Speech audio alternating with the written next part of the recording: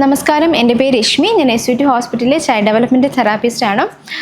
ഞാൻ ഇന്ന് നിങ്ങൾക്ക് ഷെയർ ചെയ്യാൻ ഉദ്ദേശിക്കുന്നത് അലർജീസിനെ പറ്റിയിട്ടാണ്.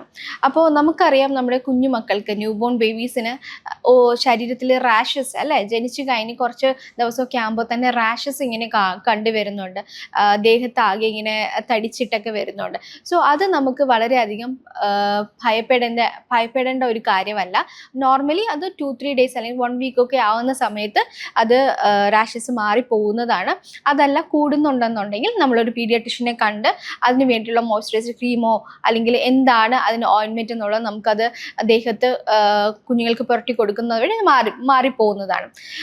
വേറൊരു അലർജി എന്ന് പറയുന്നത് ഫുഡ് കൊടുക്കുന്നത് വഴി ഉണ്ടാവുന്ന അലർജീസ്. അത് നമ്മൾ വളരെയധികം ശ്രദ്ധിക്കേണ്ട കാര്യമാണ്. നമുക്കറിയാം, 6 മാസം വരെ കുഞ്ഞുങ്ങൾക്ക് മുലപ്പാൽ മാത്രമാണ് നമ്മൾ കുടിക്കേണ്ടത്. നമ്മൾ പറയുന്നത് എന്തുകൊണ്ടിട്ടാണ്?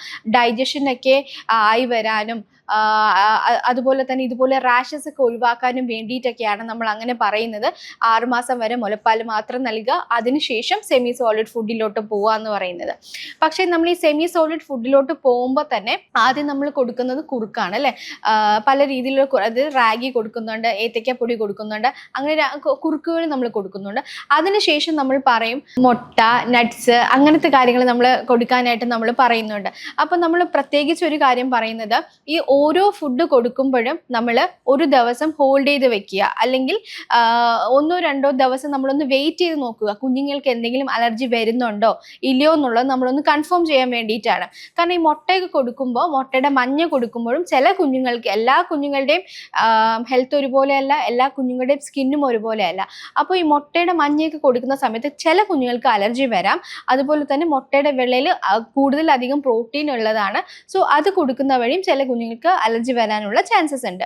സോ അത് നമ്മൾ മനസ്സിലാക്കാൻ വേണ്ടിയിട്ടാണ് ഓരോ ഡേയിൽ അല്ലെങ്കിൽ 1-2 ഡേയ്സ് കഴിഞ്ഞിട്ട് നെക്സ്റ്റ് ഇൻട്രൊഡ്യൂസ് ചെയ്യണം എന്ന് പറയുന്നത്. പിന്നീട് ഉള്ളത് നമ്മൾ പറയുന്നത് നട്ട്സിലാണ്.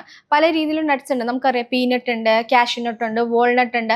അപ്പോൾ ഇതെല്ലാം സിംഗിൾ ആയിട്ട് നമ്മൾ കൊടുക്കുന്നത് ഏത് നട്ട്സിലാണ് കുഞ്ഞുങ്ങൾക്ക് അലർജി വരുന്നത് എന്ന് നമുക്ക് ഐഡൻറ്റിഫൈ ചെയ്യാൻ വേണ്ടിയിട്ടാണ്, ആ എളുപ്പത്തിന് വേണ്ടിയിട്ടാണ്.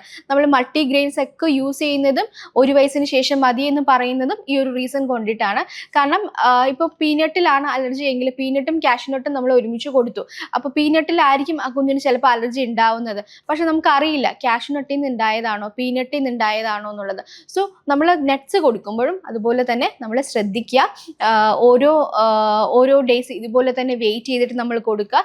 അലർജി വരുന്നത് ഒരു 10 minutes to 2 hours ഉള്ളിൽ കുഞ്ഞുങ്ങൾക്ക് ഈ അലർജി നമുക്ക് കാണാവുന്നതാണ്.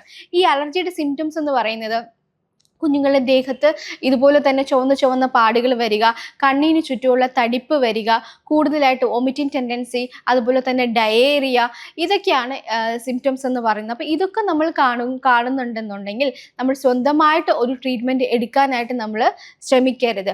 മാത്രമല്ല, ഇതിനോടൊപ്പം തന്നെ ഹാർട്ട് ബീറ്റ് കൂടിയിരിക്കും കുഞ്ഞുങ്ങളുടെ അല്ലേ, ശ്വാസമുട്ടുകൾ ഉണ്ടാവും ചില കുഞ്ഞുങ്ങൾക്ക്. അപ്പോൾ ഇങ്ങനെയൊക്കെയുള്ള കണ്ടീഷൻസ് നമ്മൾ കാണുകയാണെന്നുണ്ടെങ്കിൽ നമ്മൾ സ്വന്തമായിട്ടൊരു ട്രീറ്റ്മെൻറ്റ് എടുക്കാതെ നമ്മൾ ഉടനെ തന്നെ നമ്മൾ ഹോസ്പിറ്റലിൽ കൊണ്ടുവരേണ്ടതും അത്യാവശ്യമാണ്. ഡോക്ടറിനെ കാണിക്കണം. ഡോക്ടറിനെ കാണിച്ച് എന്താണ്, ഏത് തരത്തിലുള്ള അലർജിയാണ്, അല്ലെങ്കിൽ ആ അലർജിയുടെ ഇൻറ്റൻസിറ്റി എത്രമാത്രമാണ് എന്നുള്ളത് നമ്മൾ ഓരോ പാരൻസും മനസ്സിലാക്കിയതിന് ശേഷം മാത്രമേ നമ്മൾ അതിനോട്ടുള്ള ട്രീറ്റ്മെൻറ്റിലോട്ട് നമ്മൾ പോകാൻ പാടുള്ളൂ. മാത്രമല്ല, ഈ ഒരു അലർജി നമ്മൾക്കറിയാം ഏത് ഫുഡിൽ നിന്നാണ് അലർജി വന്നിരിക്കുന്നത്. സോ അത് കഴിവതും നമ്മൾ മനസ്സിലാക്കി വെക്കുക. നിങ്ങളൊരു ഫുഡ് ലേബിൾ നമ്മൾ ക്രിയേറ്റ് ചെയ്യണം. കാരണം പിന്നീടും ഇവർ വളർന്നു വരുന്ന സമയത്തും നമ്മൾ ഈ ഫുഡ്സ് കൊടുക്കുമ്പോൾ ഇവർക്ക് അലർജി ആയിരിക്കും. സോ അത് പെട്ടെന്ന് ഐഡൻറ്റിഫൈ ചെയ്യാനായിട്ട് നമ്മളൊരു ഫുഡ് ലേബിൾ തയ്യാറാക്കി വെക്കുന്നത് വളരെയധികം നല്ല കാര്യമാണ്.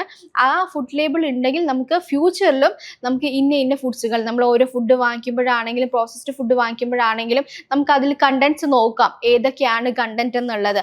ആ കണ്ടൻറ്റിൽ നമ്മൾ ഈ അലർജിക്ക് ആയിട്ടുള്ള ഫുഡിൻ്റെ ഐറ്റംസ് ഉണ്ടെന്നുണ്ടെങ്കിൽ നമ്മളത് കഴിവതും ഒഴിവാക്കുക, നമ്മളത് വാങ്ങി കൊടുക്കാതിരിക്കുക.